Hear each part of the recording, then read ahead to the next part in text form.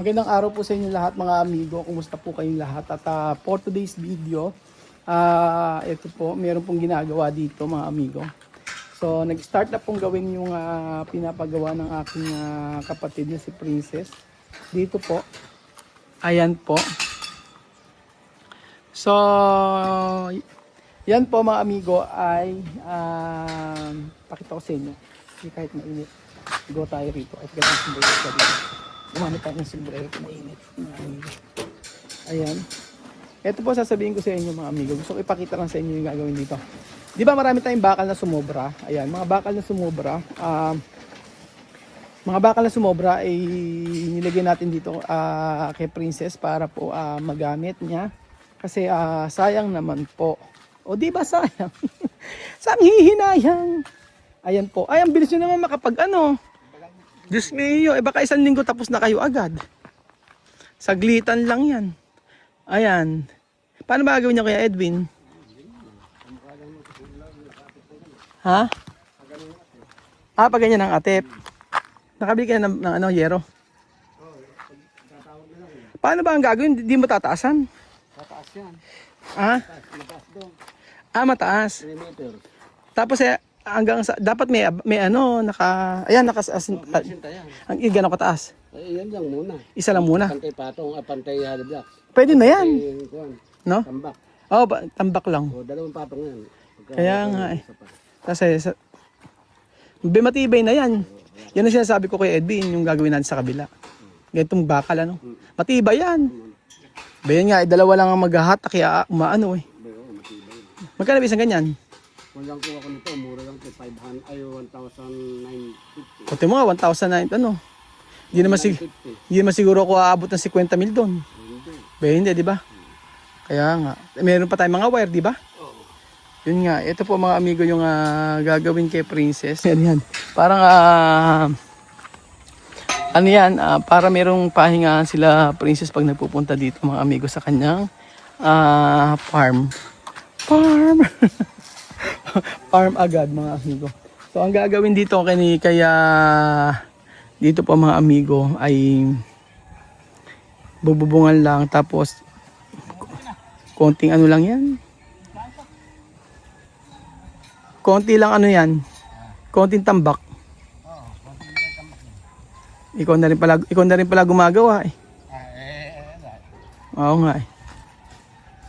Ayan si Kuya Edwin ang gumagawa. Siya po mga amigo ang ano dito. Siya na ang nagtatrabaho. Siya yung foreman na nagtatrabaho. Maganda nga po yung ganyan mga amigo. Na ayaw kasi actually pwede namang hindi siya magtrabaho, iuutos lang niya. Pero mas gusto ni Kuya Edwin na siyang gumawa. Kaya nga naaawa ako. Alam mo meron akong speaker na naaawa tuloy. Naawa ako pag wala na silang trabaho. Ganun po. Ang inaano ko sa inyo mga amigo na ito ang ginagawa naman dito sa akin mga amigo. Ayan lang. Pinaplatadahan lang. So ito, pinaplatadahan po ito. Ayan. So sabi ko ganyan platada, okay na yan. Para lang maganda. Kahit para lang magandang tingnan. So kailangan pa natin ng ano dyan, semento, makabili pa. So yun po mga kababayan ko. Ang ngayong araw po sabi ko nga po sa inyo ay gusto kong batiin ng happy birthday sa iyo Nena. Nena, happy birthday. Oo, birthday ni Nena ngayon at nag-send ng video si sa akin.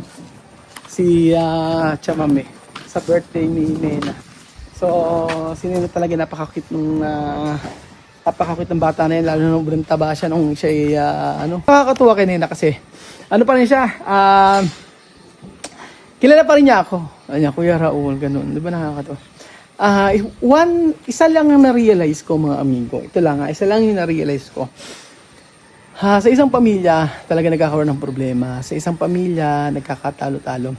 Kung iisipin nyo mga amigo, si Sandra, sila Alyan, sila LB, sila Batya, nagtatalo-talo, nag-aaway-aaway, nagkaroon ng problema, kung ano mga iba't ibang ugali. But still, mahal pa rin siya mami. Because anak niya yung mga ito. Diba? Dahil anak niya yung mga yan.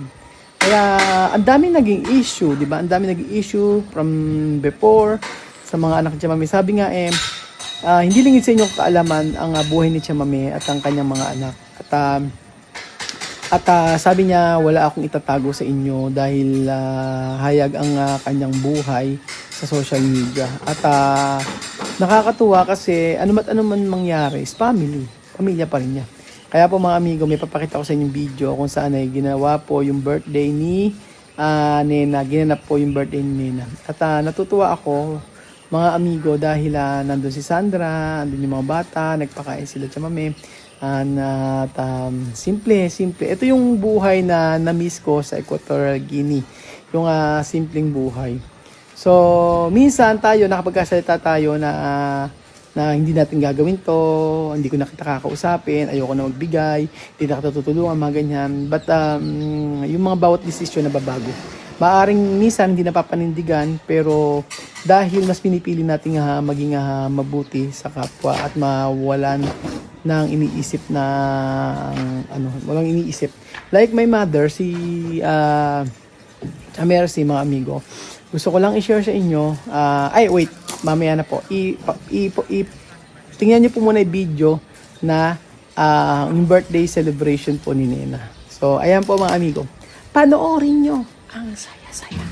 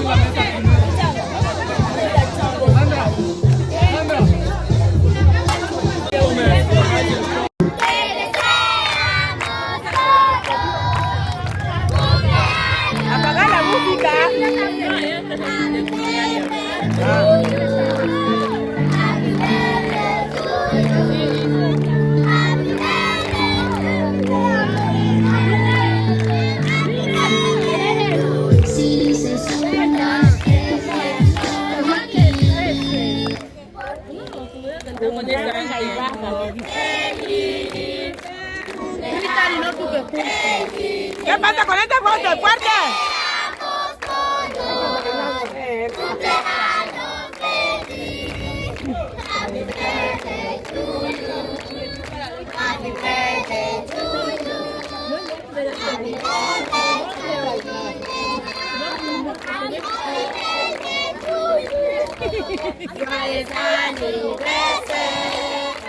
¡Grita!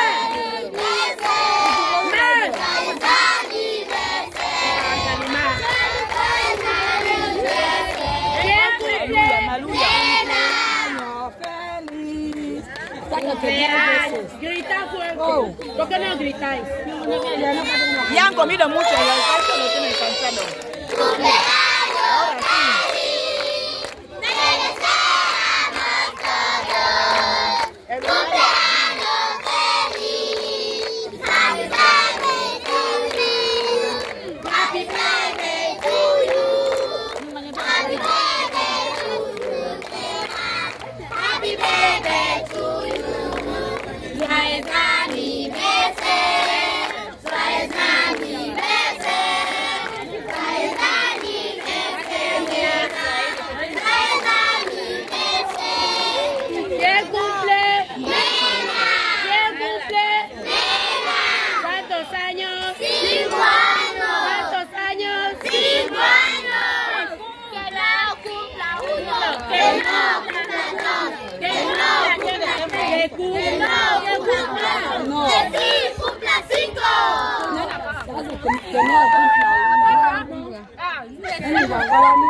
Que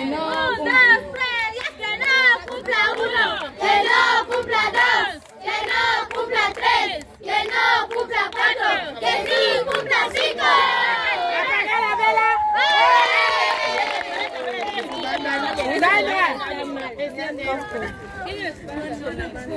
Enciende.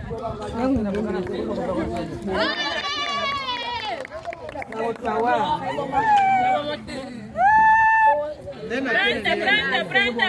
Ahí, ahí. Cuidado. Corta el papel. Que lo corte. Que lo corte. Que lo corte. Que lo corte. Que lo corte.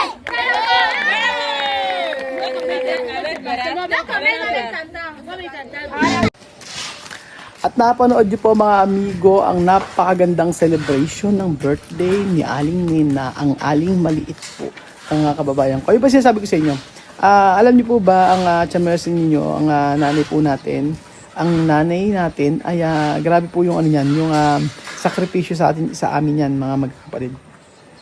So, natatandaan ko kapag kami sinasabi sa akin yan, ganito, hindi na kita gaganyanin, hindi na kita bibigyan, hindi na kita ganito, hindi na kita bahala ka sa buhay mo, ganyan, ganyan. Maraming mga sinasabi sa atin na kung saan na-hurt tayo at marami tayong, baga, bilang siguro sa kanya, bilang nanay, nasasabi natin yun para may matutunan tayo. So, ganun din po yung mga nanay natin, maaaring magagalit sa'yo, maaaring may sasabihin sa'yo hindi maganda, or para magtino ka. So, maaaring may times na hindi tayo nag-agree sa mga magulang natin at sasabihin tayo na hindi kita bibigyan ng ganyan, bahala ka sa buhay mo. Kung gagawin mo yan, ganito. Diba? Mga ganoon. Pero sa huli, bibigyan din naman. Diba? O kagaya niya na sasabihin niya, Mercy, bahala na kayo sa buhay nyo. Ganyan, ganyan. Hindi naman niya sinasabi yung mga ganun. Parang sabihin, bahala ka na kung yun ang gusto mo. Pero huwag kang hihingi sa akin. Ay, mga ganun. Huwag kang hihingi sa akin ng tulong. O huwag kang hihingi sa akin. Pero mamayang hapon, andyan na, tinulungan na. Nagbigay na. Ganun po yung mga nanay, mga amigo. Hindi nila napapanindigan yung ganun. Kasi hindi nila kayang tiisin. Hindi nila kayang tiisin.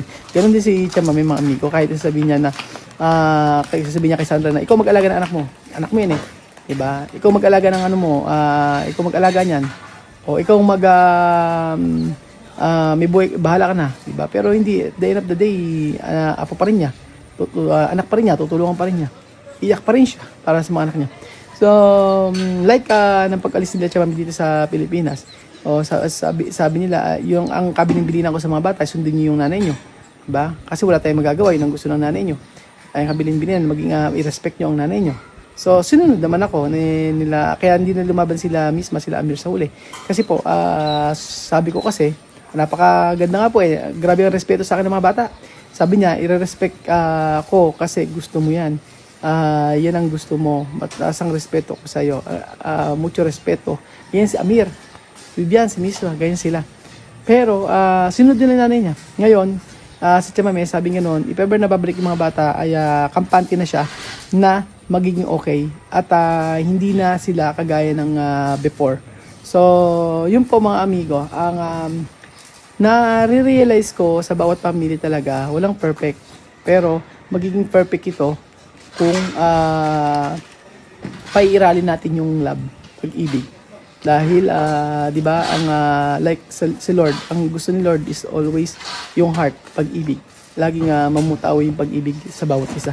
Kaya nga po, di ba, ang anong laman ng Bible, sa lahat-lahat nun, it's all about love, pagmamahal sa family, sa kapwa, at sa sarili. Yun po mga amigo. So, thank you so much po at happy birthday muli sa iyo, Nena, ang aling maliit ng Equatorial Guinea. Salamat po at God bless.